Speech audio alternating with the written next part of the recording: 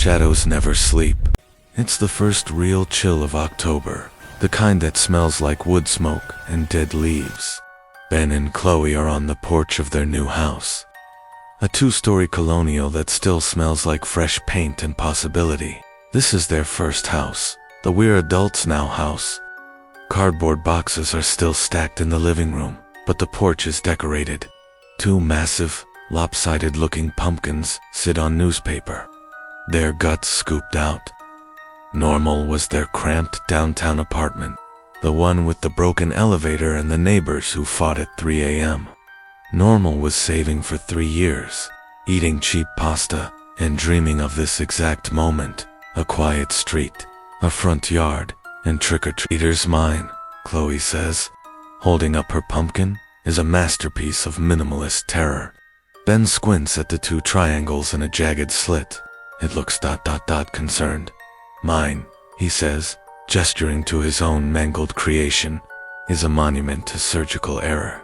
They are laughing, wiping pumpkin slime on their jeans when Ben sees him. He's not on their street. He's across the road, at the edge of the dense woods that marked the end of the suburban sprawl, a patch of white in the deep, blue-gray dusk. A clown, not a party clown, not a friendly, colorful one. This one is wearing a baggy, dirty white suit with two fuzzy red pom-poms down the front, a mask of cracked, painted dawn-white plastic with a permanent too-wide smile and black, hollow eye sockets. He is perfectly, unnervingly still, just standing, staring. "Hey, Chloe," Ben says, his voice quiet. "You see that?" Chloe follows his gaze. "See what? That weirdo?" She cups her hands around her mouth. "Hey, Halloween's not for another week, buddy." The figure doesn't move. "He's probably just a high school kid trying to be edgy," Ben says, more to himself than to her. He turns back to his pumpkin. When he looks up again, 5 seconds later, the edge of the woods is empty. The patch of white is gone. "See?" Ben says, forcing a laugh. Spooked him. But the easy, comfortable quiet of the evening is gone, replaced by a low, humming tension. The trees look darker. The street feels too empty. Later that night, the impossible details begin. Ben is taking the sticky pumpkin guts out in a trash bag. The new heavy-duty plastic bin is at the side of the house, tucked in an alcove by the garage. As he shoves the bag in, he hears it. A sharp thud against the garage door, right next to his head. He flinches hard. Who's there? Silence. He peers around the corner into the dark backyard. Nothing. The motion sensor floodlight is off. He looks on the ground. There, by his foot, is a small, smooth, gray stone. A river stone. Not the kind of gravel from their new driveway. He picks it up. It's cold. He frowns, pockets it, and locks the side door. "Just kids," he mutters, walking back into the living room, where Chloe is trying to get their new smart TV to connect to the Wi-Fi. "This stupid thing won't find the network," she complains. "Can you look at it?" "Sure." Ben is a software engineer. He's the tech guy. He opens the network settings. The Wi-Fi is full strength. His phone is connected. Her phone is connected. The TV, however, shows a list of every network except theirs. "That's not impossible," Ben says, "but it's weird. It's like it's being ... blocked." He fiddles with it, reboots the router, and finally has to manually enter the network name. It connects. See? Just a glitch. They settle on the sofa, a box of pizza between them. They're watching a movie, the volume low. The house is making its normal settling-in sounds, creaks, groans, the hum of the refrigerator. Then, a new sound, a light tap-tap-tap from the roof, directly above them. "Is that rain?" Chloe asks, looking at the ceiling. Ben shakes his head. "No, I don't know." The sound comes again. Not rain. It's a handful of ... something. Small pebbles. Tap dash tap dash tap pity dash tap. Like a bird pecking, or someone dropping gravel. Ben mutes the TV. They sit in silence, listening. Nothing. It's the trees, Chloe says, her voice a little too high. Branches hitting the roof. Wind. There's no wind, Ben says. He gets up, annoyance winning out over the creeping unease. It's those damn kids from before. He goes to the front door, yanks it open. The porch is empty. The street is silent, bathed in the orange glow of the streetlights. No one. He looks at the roof. Nothing. He closes the door, frustrated. I'm setting up the new security cameras tomorrow. This is ridiculous. He pulls out his phone to check the one camera he did set up, a battery-powered one aimed at the backyard. He'd installed it after a deer ate Chloe's new hydrangeas. He opens the app. The screen is black. Camera offline. You've got to be kidding me. He taps the reconnect button. Failed to connect. He checks the battery status. 100%. He checks the Wi-Fi signal strength to the device. Excellent. But it's offline. He reboots the app. He reboots his phone. Still offline. What is wrong with all the tech in this house? He grumbles. Ben, Chloe says. Her voice is a whisper. What? The movie. Look. He looks at the TV. The movie is paused, but its reflection is visible in the black, empty screen of the sliding glass door that leads to the backyard.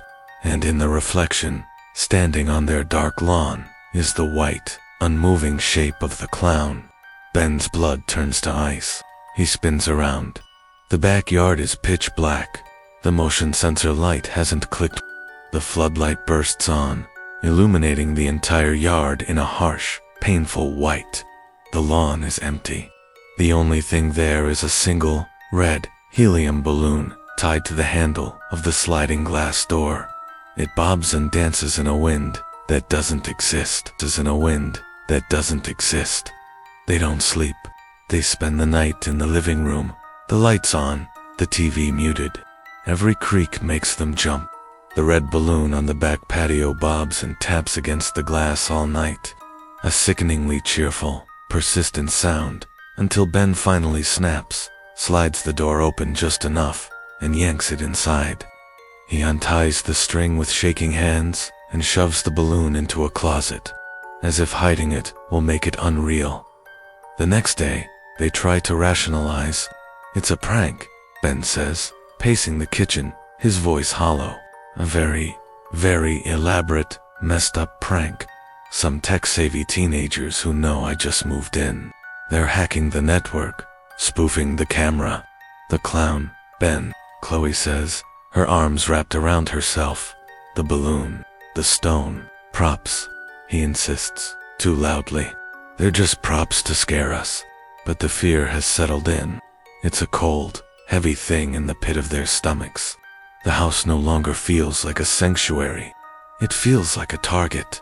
Ben becomes a man possessed. He goes to the hardware store and spends $700. He buys new, heavy-duty. He buys a new top-of-the-line wired security camera system. He spends the entire day on a ladder, drilling through his new walls, running cables, mounting cameras. He puts one aimed at the front door, one at the back patio, one on the garage, and one high on the corner, aimed at the edge of the woods.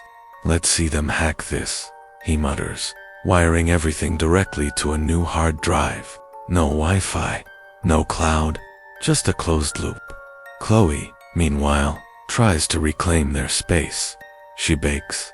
The smell of cinnamon and apples fills the house, a desperate attempt to overlay the new, sharp smell of fear. She goes to get the mail, walking briskly, trying to look casual. The mailbox flag is up. She opens it. Inside, there isn't any mail, just a single, white envelope. No name, no stamp. She takes it inside, holding it by the corner. Ben, she calls. He comes down from the attic, covered in insulation. He sees the envelope. Inside is a single Polaroid photograph. The picture is of their house, taken at night, from the woods. In the foreground, blurry but unmistakable, is a white-gloved hand, giving a thumbs up. On the back, written in red marker, in a childish, blocky scrawl, "Great view. The police are useless. Sir, you have a picture of a guy in a clown suit giving a thumbs up. The officer, a tired-looking man named Deskbound, says over the phone. And you say they? What? Threw pebbles on your roof? And left you a balloon. He was on my property, Ben shouts. He hacked my camera. It's Halloween season, sir. We've got 3 parties with underage drinking and a domestic dispute on the other side of town. Honestly, it sounds like kids. They're trying to spook the new neighbors. Put up your new cameras. They'll get bored and move on. Ben hangs up, his face pale with rage. They'll move on, he scoffs, right? The house becomes a fortress. The world shrinks to what they can see on the new, high-definition camera monitor Ben set up on his desk. For 24 hours, it works. The cameras show the empty yard, the empty street, the empty woods, the crisp autumn leaves skittering across the driveway. Nothing. Ben starts to relax. He leans back in his chair, a small, vindicated smile on his face. See? We just needed a better system. They're gone. They knew they'd be seen. Chloe watches the monitor, her dread a cold, solid mass. It's too quiet, Ben. He's not gone. He's just ... changing. That night, the pattern breaks. They're in bed, the monitor glowing faintly from the office down the hall. They're almost asleep when Chloe's phone, charging on the nightstand, suddenly lights up. New device paired. Jangles, what is Jangles? She whispers, showing Ben. I don't know. Ben's phone lights up. New device paired. Jangles, it's pairing with our phones. Via Bluetooth, but I didn't approve it. He tries to unpair it. Cannot unpair device.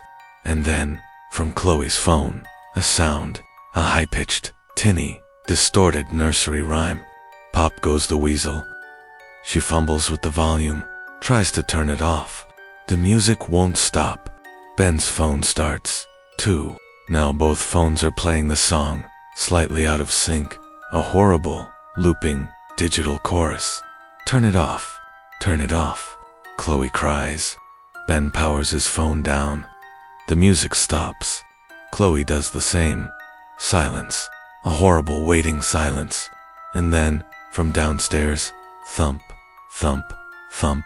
A heavy, rhythmic banging on the sliding glass door. Not pebbles, a fist. Or a rock. Thump, thump, thump. Ben grabs the baseball bat he's been sleeping with. Stay here. Lock the door. He runs down the hall. He stops at the top of the stairs. The banging has stopped. And now, from the living room, he hears it. Pop goes the weasel. Not from a phone. From a small, tinny speaker. It's inside the house. He creeps down the stairs, his heart hammering so hard it hurts. The music is coming from the living room. He peers around the corner. There, on their coffee table, is a child's toy. It's painted with a smiling clown face. It's playing the music, the little handle turning, all by itself. Ben is staring at it, confused, terrified, when he realizes the sliding glass door is open. Wide open. The lock ... shattered. A floorboard creaks. In the kitchen. He's in the house. Ben whispers. The music stops. The house is dead silent. Ben raises the bat. Get out. I have a gun. I've called the police. A low chuckling laugh from the kitchen. And then, the power goes out. The entire house is plunged into absolute, suffocating darkness. The camera monitor, the router, the lights, everything. Dead. A single, small, red light clicks on in the kitchen. It's a flashlight, but the beam is red. It illuminates the figure holding it. The clown? He's standing by the refrigerator, holding a small red-lensed flashlight in one hand and a rock in the other. He drops the rock. It clatters loudly on the tile floor.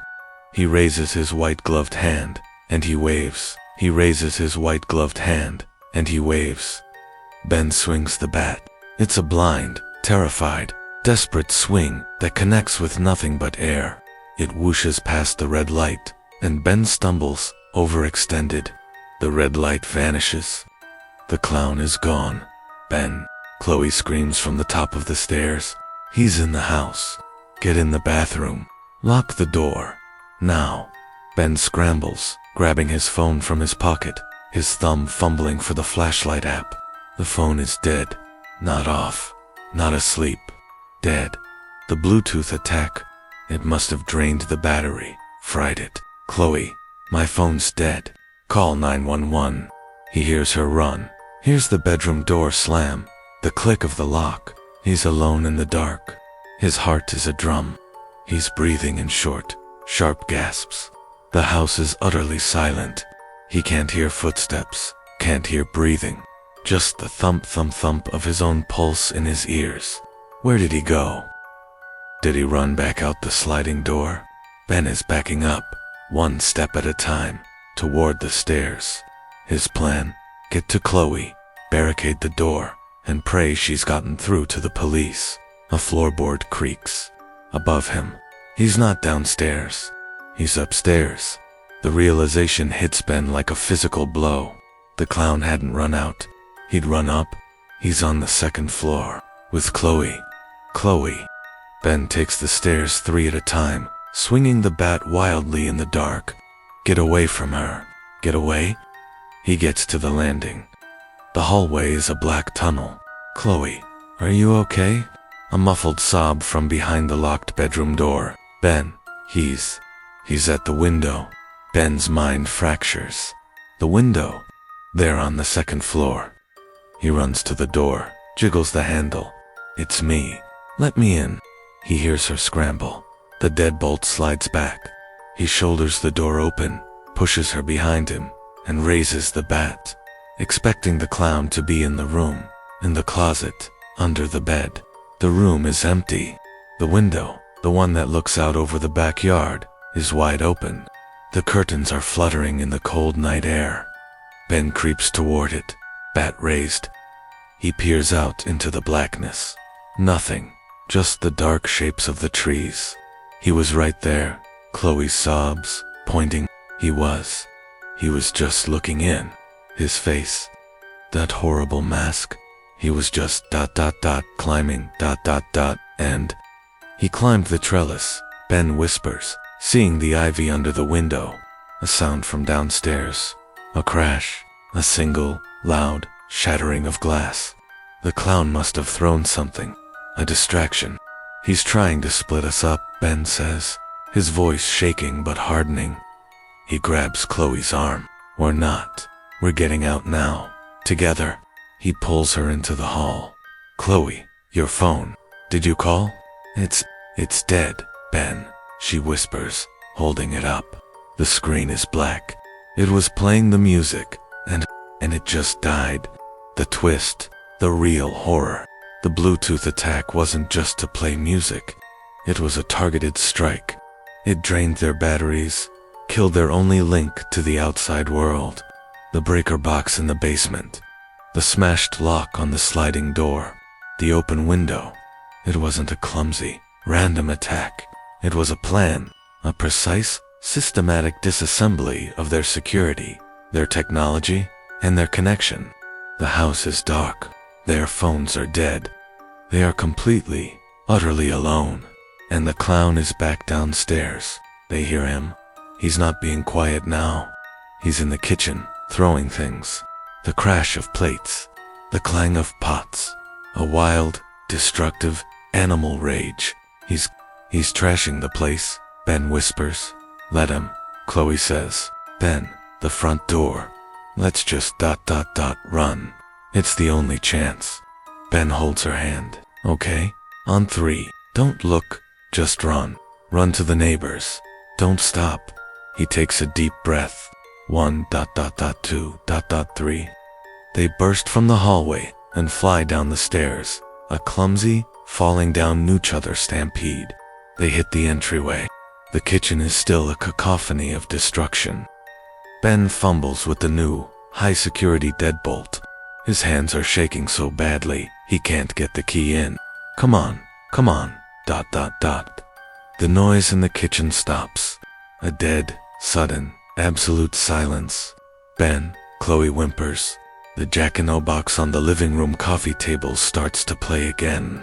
All around the mulberry bush, ... The handle is turning, slowly. The monkey chased the weasel. Ben finally gets the key in, twists it. The lock thuds open. The monkey thought 'twas all in fun, ... He yanks the door. Pop. The clown isn't in the kitchen. He's in the living room. The jack-in-the-box lid has sprung open, and he's standing right behind it. He's been there, in the dark, watching them, waiting. He's holding a small, portable stereo. The music is coming from it. He's not moving. He's just ... standing.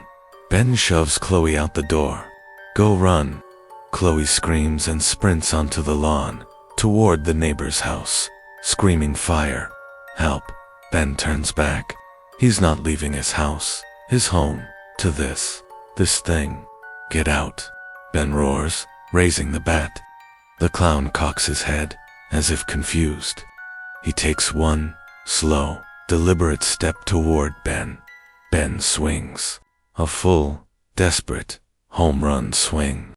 The clown doesn't even try to dodge. The bat connects with the side of the plastic mask with a sickening, wet, hollow crack. The clown doesn't fall. He just ... stops. His head is tilted at a new, unnatural angle. The mask is split. He slowly, mechanically, reaches up with one white-gloved hand. He pulls the broken mask away. The final line. The soft, short, haunting truth. It's not a man. It's not a teen. Under the mask is just ... a tangle of wires, servos, and a single, red, glowing camera lens, right in the center. It's a robot. A complex, terrifying, custom-built machine. Ben stares, his bat frozen in his hands. The ... The robot turns its mangled head. The red lens focuses on him. The small stereo on its chest crackles. A new sound, not music. A voice, distorted, synthesized. Session 4.3, it crackles. Home invasion scenario. Primary objective achieved. Maximum psychological distress. The red lens swivels, past Ben, to the front door, where Chloe is still screaming on the lawn. Secondary target, ... acquired. The machine drops the broken mask and begins to walk, its movements fluid and fast, right past the frozen, horrified Ben and out the front door, toward his wife ... Fade out on the sound of Chloe's screams being cut short, and the tinny, distorted sound of Pop Goes the Weasel, starting up again in the night. This isn't a story. It's a reminder. The night. This isn't a story. It's a reminder.